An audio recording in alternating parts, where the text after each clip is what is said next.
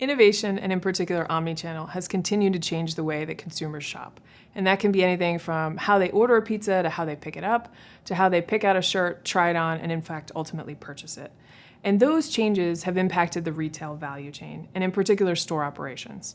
And retailers have reacted to this on two fronts. The first is that they've actually pulled labor hours back. So some stores have become unprofitable as a result of omnichannel, and they've had to pull hours away in order to make those stores profitable. The second thing they've done is they've actually had to invest hours. So they've had to say there's tasks that we weren't doing before that we in fact need to do on a going forward basis. An example of that is you order something from the store or you order something from the website, but you have it picked up in store. You didn't have to have somebody go to the back and find that 10 years ago. But there's a real tension there between pulling hours out and adding hours back. And retailers haven't really found, on average, a nuanced way to do this. They use just a very blunt instrument. Pull 2% of hours out over here, pull 5% of hours out over there. And as a result, we know that associates have the greatest impact on the customer experience and customer satisfaction. So that very blunt approach can have a very negative impact on customer experience. One of the things we know, and we've observed that the winners have done over time, is a three-step process that enables them to achieve 15% cost savings. So the first thing that they do is, one, they figure out what matters.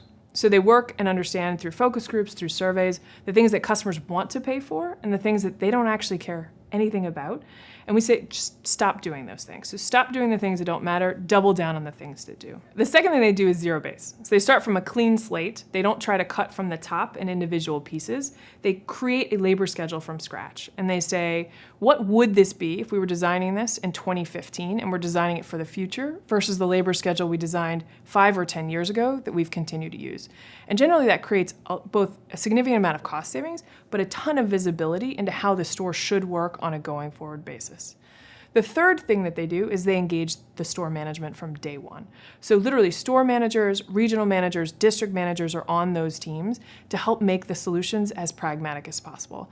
So they're not coming down from on high from headquarters, they're actually being co-created with all the folks that are in the store on a daily basis. And those three things, when done well and done right, enable clients and enable retailers to achieve 15% cost savings with increased transparency.